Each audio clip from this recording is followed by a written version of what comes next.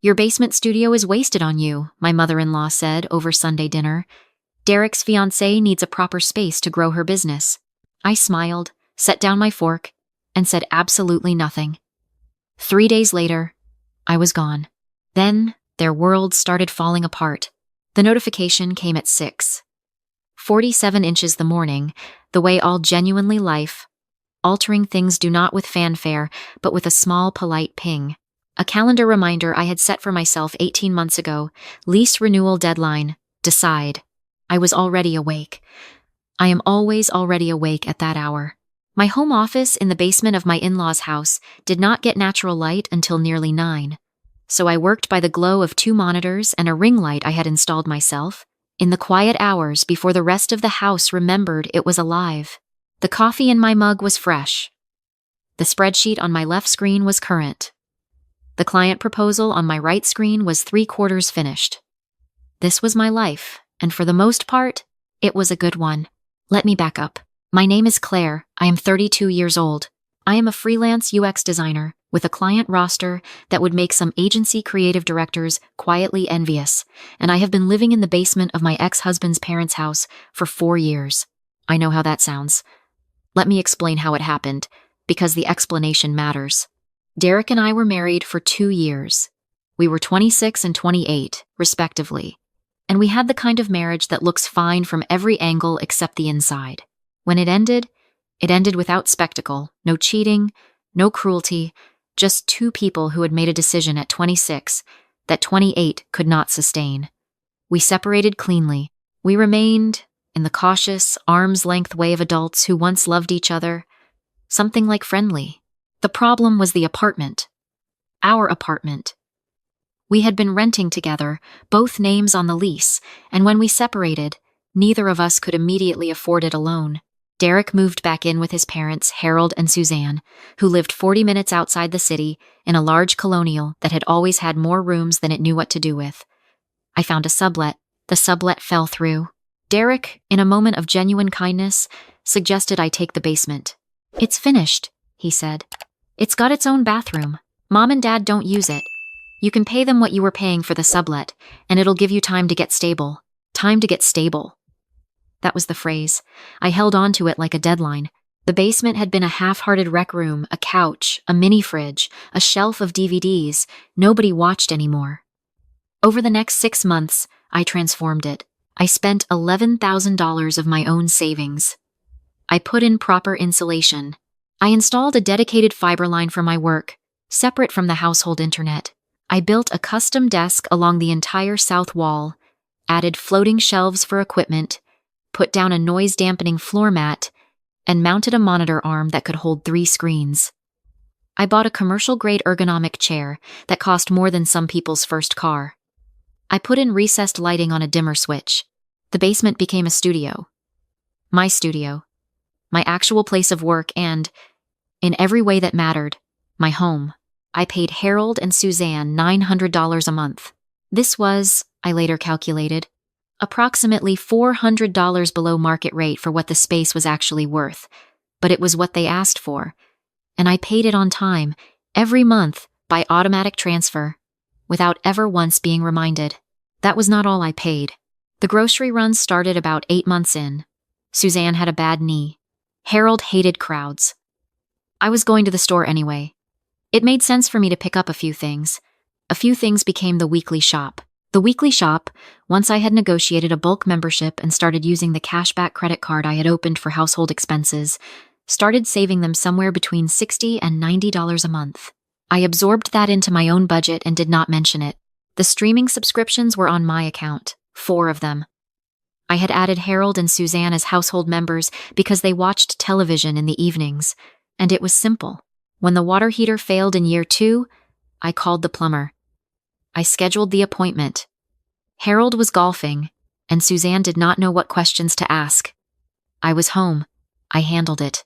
I paid the invoice $1,400 and quietly added it to a mental ledger I had started keeping, not for any particular purpose, just because I am, by nature, someone who tracks things.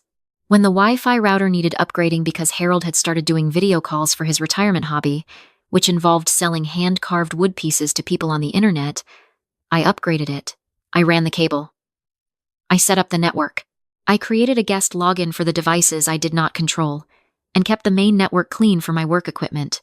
Derek, for his part, came by occasionally. He had his own apartment by year 2. He and I were genuinely, puzzlingly fine with each other, the kind of ex-spouses who can sit through a family dinner without the air tightening. His parents seemed to regard this as a point of pride. They also seemed, without ever quite stating it, to regard me as a permanent fixture, not a guest, not a tenant, something closer to infrastructure. I told myself the stability was worth it. My business had grown from a handful of small clients to a consistent book of mid-sized tech and healthcare companies. I had a reputation. I had referrals. I had a wait list. I had rebuilt, entirely on my own, something real. And then Derek got engaged. Her name was Portia. She was 29, worked in social media marketing, and had the specific energy of someone who had never in her life been told she was anything other than the most important person in the room. She wore her hair in 2 different styles depending on whether she was filming content or not, and she was always filming content or about to film content or recovering from filming content. I met her at Easter. She shook my hand with the deliberate firmness of someone who had read an article about firm handshakes, looked at the basement door, and said, "So that's where you live?" in a tone that was technically a question but was actually a verdict. "That's where I work," I said. "Oh, same thing though, right?" She laughed. "Like, you just live down there?" "I live and work down there," I said. "I run my business from there." "Sure," she said, and turned away. I went back downstairs. I want to be honest about what happened next, because I think honesty is important, and also because the sequence of events does not make me look bad when I tell it accurately. Over the following 3 months, Portia began appearing at the house with increasing frequency. She and Derek were looking for apartments, she told me at one point in the kitchen, reaching past me for a coffee mug that I recognized as one of mine, which had migrated upstairs sometime in the past year. It was hard to find good natural light, she said. She needed good natural light for content. Her current apartment had north-facing windows. It was devastating. I said nothing. I made my coffee and went back downstairs. She began bringing ring lights, then a backdrop, then a rolling rack of clothing that she told Suzanne was her working wardrobe. The spare bedroom on the 2nd floor, which had been Derek's childhood room, became, over the course of about 8 weeks, something between a walk-in closet and a production set. I watched all of this with the same professional detachment I applied to everything in my life that was not my actual problem. And then it became my actual problem. It was a Sunday dinner. Suzanne had made her pot roast, which was good, genuinely good, one of the things I had always appreciated about living there. Harold was at the head of the table. Derek was next to Portia, who was next to me because the table seated 5 and we were 5. I was working on my 2nd glass of wine and thinking about a navigation flow I wanted to revise in the morning. "We have some news," Derek said. I thought, "Wedding date." "We found an apartment," Portia said. "Finally. It has incredible light." She paused, the way people pause when they want you to ask a follow-up question. I did not ask. She continued anyway. "But we've also been thinking about the basement." I set down my wine glass. "It's such a waste," she said, and her voice had the cheerful certainty of someone delivering a reasonable observation. "I mean, Claire, you're barely using it. You just sit down there on your computer. And I need a real studio. Like a proper one. Soundproofed, good for recording, space for my backdrop setup. I could build an actual brand from there." She looked at Suzanne. "We were thinking it could be my studio space. During the week, mostly. Obviously, I wouldn't be in Claire's way." The silence lasted long enough for me to count the pattern on the tablecloth. "Your basement studio is wasted on you," my mother-in-law said. She said it gently. The way people say gentle things that are not gentle at all. "Derek's fiancée needs a proper space to grow her business. You're freelance, you can work from anywhere, really. The kitchen table, a coffee shop, you're flexible." I looked at Harold. He was cutting his pot roast. He did not look up. "I put $11,000 into that basement," I said. My voice was level. I had a voice I used for client negotiations that was completely level, regardless of what was happening underneath it. I used that voice. "I pay rent for that space. I run my business from it. My server is down there. My equipment." "Oh, we'd pay you back for the renovation," Portia said brightly. Over time, Derek said a few hundred a month until it settled. A few hundred a month. $11,000. Over time. We're not asking you to leave, Suzanne said. You can move into the green room upstairs. It's lovely. It has a window. The green room upstairs was a 10 by 10 guest room that smelled of cedar balls and had a window that faced the side of the neighbor's garage. It had no dedicated internet line. It had no desk. It had a full-size bed and a side table and a lamp with a pull chain. I'll think about it, I said. And I meant it. Just not the way they thought I meant it. That night, I sat at my desk. My desk. The one I had designed and built and installed myself, and I opened a new spreadsheet. I put in 3 columns. What I had invested, what I had contributed, and what I was owed. I filled in the numbers methodically, the way I do everything. $11,000 in renovation costs, 43 months of rent at $900, the water heater, the router, the grocery savings I had passed directly to them, the streaming accounts, the incidentals, the time. The total was not a small number. Then I opened a second tab and started looking at apartments. I did not say anything at dinner the following Sunday. Or the one after that. I said I was still thinking. Portia had started leaving her backdrop equipment in the hallway outside the basement door. Just for easy access, she told me with a smile. And I moved it back upstairs without comment each time. I had found a building, 12 minutes from my primary client's office, which I visited once a week. A 1-bedroom on the 9th floor with south-facing windows and a second room I could use as a proper office. The lease was more than I was paying Harold and Suzanne, but I had run the numbers and I could carry it. I had been able to carry it for the past 2 years, actually. I had simply been choosing stability over space. Now I was going to choose space. I signed the lease on a Tuesday. I scheduled the movers for Friday, while Harold played golf and Suzanne volunteered at the library. I had confirmed both of their calendars. I knew their schedules better than they knew mine. On Thursday evening, I had administrative work to do. I sat at my desk for 2 hours. I was unhurried. I transferred the streaming subscriptions off my account, all 4 of them. I set up a forwarding address for any mail. I called the grocery delivery service I had set up under my name and canceled the account. I logged into the household Wi-Fi router. I had the admin credentials because I had set up the router, and I separated my dedicated business line from the household network, reverting the household to the standard residential service that had been running quietly underneath my business plan. Their speeds would go from 300 megabits to 50. It was adequate for email and standard video. It was not adequate for Harold's video calls or Portia's content uploads. I was not cruel about any of it. I left notes, printed, on paper, taped to the relevant devices. On the television, streaming accounts deactivated. Please set up your own subscription. On the router, network reconfigured. New household Wi-Fi password. Their address number family. For faster speeds, contact provider to upgrade plan. In the kitchen, on the notepad where Suzanne wrote grocery lists. Weekly shopping account closed. I've left the membership card on the counter in case you'd like to open your own. I did not touch anything that was not mine. On Friday morning, the movers came at 8. By noon, the basement was empty. I had taken the desk panels down from the wall, labeled each piece, packed the hardware. I had removed my server from its rack. I had taken the recessed lighting fixtures out, which took time, but they were mine. I had purchased them, I had installed them, and I took them. I patched the holes and left the original fixtures I had removed, stored in a box, with a note explaining what was what. I left the basement cleaner than I had found it. I swept the floor. I wiped the bathroom.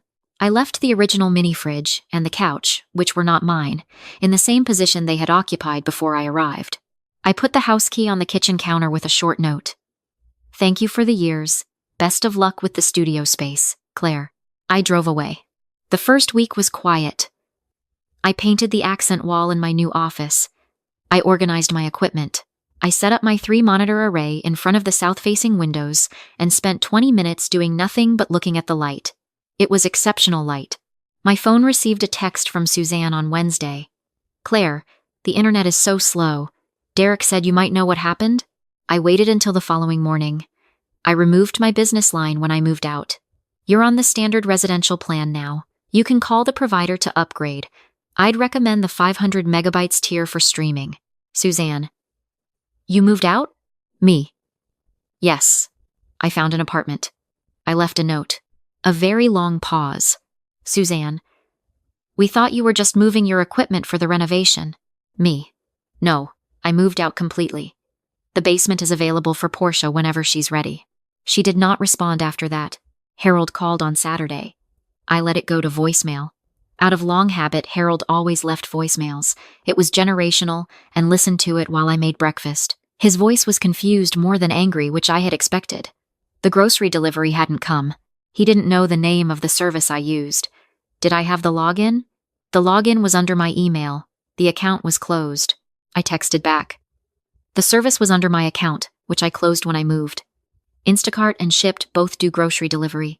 I can send you a link if that's helpful. Harold. Claire, we need to talk. Me. I'm happy to talk.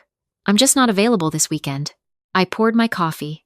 Outside my 9th floor window, the city had the particular clarity it gets on cold, clear days. Everything sharp and far away, and entirely not my emergency.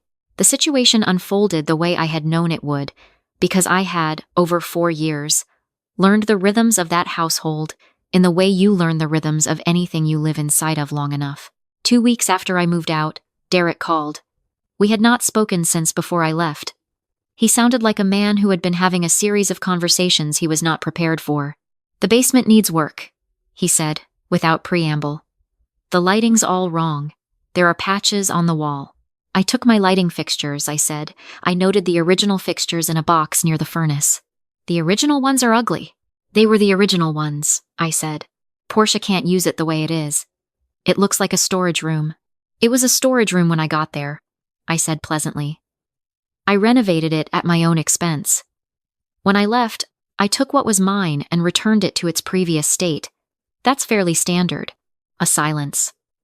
You knew this would happen, he said. You did this on purpose. I moved out because your parents offered my workspace to your fiancé, I said. That is the sequence of events, Derek. Another silence. Shorter. Fair, he said, finally. That was not handled well. No, I agreed. It wasn't. Is there anything that would make this easier? You could speak to a contractor about lighting installation, I said. I'm happy to give you the name of the electrician I used. The dinner, the one they asked me to attend in person, the one I agreed to at a restaurant of my choosing, neutral ground, a Tuesday night happened about a month after I left. Harold and Suzanne were already seated when I arrived. Suzanne looked tired. Harold looked like a man who had recently learned that household management is a skill and not a spontaneous occurrence. Portia was not there. I did not ask why, and nobody volunteered the information. We want you to know, Suzanne started, and then stopped, and started again. We want you to know that we value everything you did for this family. I appreciate that, I said. We didn't realize, Harold said, how much of things you were handling. I understand, I said. The grocery situation, Suzanne said. She folded her hands. I called 3 delivery services, and they all had different interfaces, and Harold kept accidentally ordering the premium plan. That does happen, I said. And the internet, Harold said. Derek helped us upgrade, but it's still not as fast as it was. The business tier is faster, I said. It's about $40 more per month. I can send you the account number if you want to call and switch. We'd appreciate that, he said quietly. There was a pause. I ate a bite of salad. We were hoping, Suzanne said carefully, that you might consider coming back. Not the way things were. Properly. With an actual rental agreement, we could offer you a better rate. I looked at her. She was genuine, I thought. This was not manipulation. This was a woman who had come to understand the weight of something she had not known she was carrying. I have a lease, I said. I'm not able to break it. After the lease, Harold said. I don't think so, I said gently. I'm happy, honestly. The new place is good for my work. The light is good. They nodded. The dinner continued. I paid for my own meal. I left the electrician's contact information on a card next to Harold's bread plate. I hugged Suzanne at the door, briefly, and meant it in the way you mean a hug with someone who hurt you but did not mean to fully but with a certain finality, like the last page of something. In the months that followed, I heard through Derek we still talked, occasionally, The careful conversations of two people who wished each other well from a comfortable distance that Portia's studio plans had not materialized. The basement renovation had stalled over the cost of proper lighting installation. The dedicated internet line would require a technician visit and a new contract. Without soundproofing, recording audio was difficult because of the HVAC noise I had long ago learned to work around and which required, I could have told her, specifically weighted acoustic panels, which I had purchased and taken with me. Portia had started renting a studio by the hour across town. The content channel had 4,600 subscribers at last check. I did not check often. My own client list had grown by 3 accounts since the move. The south-facing windows were, as I had suspected, exceptional for video calls. Several clients had commented on how good the backdrop looked. One evening in early spring, I sat at my desk after finishing a project and did something I rarely do. Nothing. I just sat there. The city was outside my window, lights coming on as the sun went down, the particular low hum of a place that has too many people in it and has, somehow, made that work. My coffee was warm. My inbox was, for the first time in recent memory, empty. My phone buzzed. A deposit notification. A retainer from a new client I had signed the previous week. The biggest single retainer of my career. A healthcare platform doing a complete UX overhaul. The number had a comma in a place that still surprised me. I looked at it for a moment. Then I put the phone face down and looked out the window instead.